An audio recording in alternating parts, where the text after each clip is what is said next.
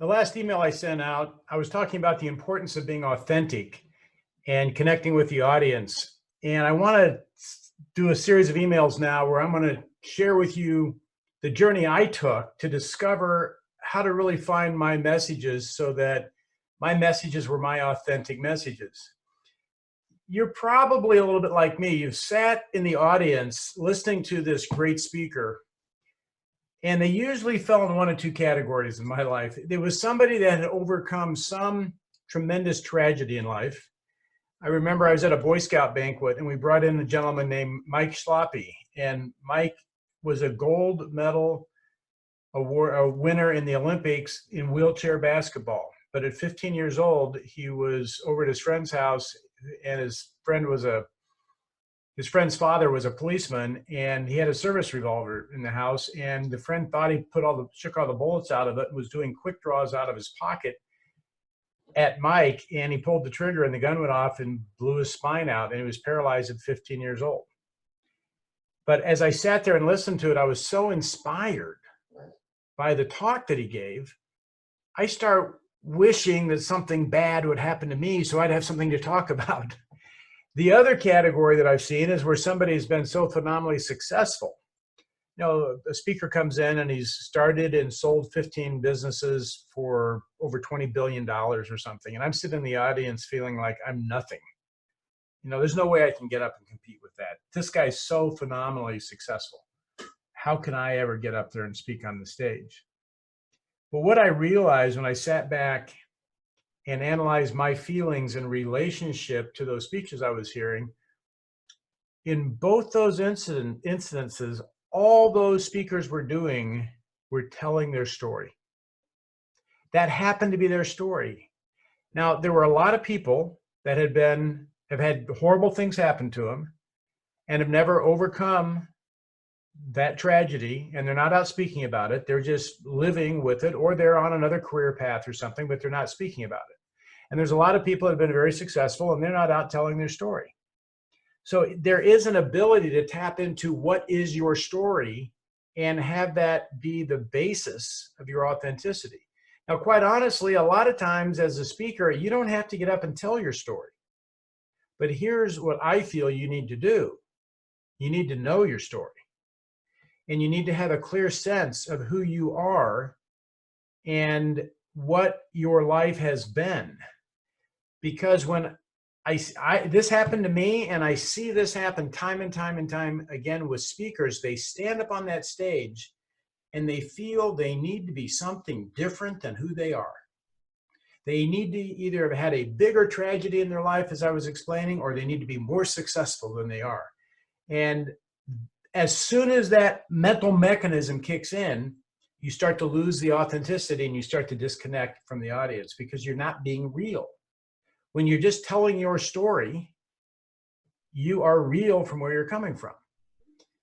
You know, and so one of the things I looked at, I grew up in a small town in Indiana. I had a good Protestant Puritan work ethic that I grew up with. My parents really established a great family. I had 6 kids in my family. We raised horses. I was working since I was 10 years old. I was busy, but at the same token, I was trying to connect the dots in life. I had a great education. I've had good jobs. There's no real tragedy that I was dealing with. But the thing I was struggling with was I really didn't have the sense of self that I felt I was living my life on my purpose, on the road I wanted to be on. I was doing what I was supposed to be doing. And I was trying to connect those dots in life. And when I had that realization that, you know, there's a lot more people in life that probably haven't had something really bad happen to them. And there's a lot of people in life that haven't been super successful. And I can really relate to those people, and those people can relate to me. And if I can figure out what will make my life work better, I can share those with that group of people. And I realized the market for people that weren't shot in the back or weren't homeless heroin addicts or weren't wrongly incarcerated for murder, for in prison, was probably bigger than the market for those people that were. So a couple things with your story is look at, most of us, I found it was true with me, have struggled against something most of our life. Sometimes it might be that we were smarter than everybody else, and because of that, we were put down. Maybe it was the fact that we were a little nerdy. Maybe it was the fact that we didn't have the confidence, or we had a domineering parent who was always trying to tell us what we needed to be, and we were never able to find ourselves. Most of us have struggled against something. And that struggle, I have found, manifests itself continually through life, and it manifests itself in many ways. Try to figure out what your path is, why you made the decisions you did, and what was the common denominator that you were struggling against. If you can boil it down to one or two things, and here's the point, that may not even be your speech, but what it does, it gives you the ability to be centered with your audience. And when you stand up there, you go, this is who I am. I know who I am, and this is where I'm speaking from. Because you see, we're the source of our communication. And so when we're not being ourselves, it's like, I'm really here, and I go, I'm going to stand over here, and I'm going to communicate to you from over here. Well, I need to communicate to you from here, not from over here. So I center that thing back in, and that communication connects to the audience so much better because we're being ourselves. And for me, where that started was when I really looked at what's my story. And I had a lot of things. I'd had a lot of different jobs. There were a lot of things that didn't work out for me. And there were times I really felt bad about, I wasn't living life very well. I wasn't successful. I was ashamed of how many times that I had changed careers and things. And then I actually looked at it, and the silver lining on this was I wasn't willing to work a job I hated for 40 years. I wanted to find something I loved, and I was willing to go through whatever it took to find something I loved. That was the silver lining. But when I looked at what everybody was, family and friends, and I'm sort of bopping from one job to the other and trying to figure things out, it was because I was in environments that it was a little bit like dating. I just was dating a lot of bad women, So I had to find someone who was right for me.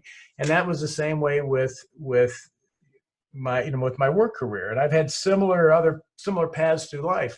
So take a look at what your story is, and at least get it clear in your own mind. And if you do, I think you may even be inspired to be able to share your story with other people, similar to the way I have with you today, so that you might be able to help them find their story. And this is going to be in another lesson, but we don't need to tell people what their story is. We need to help people figure out for themselves what their story is. So that's my message for this week. What's your story? Figure out what your story is. This is where this thing starts. So when you stand on stage, you know who you are, you know where you're coming from, and you're not trying to be somebody different than who you really are. I look forward to talking to you next week, and I look forward to you finding your story.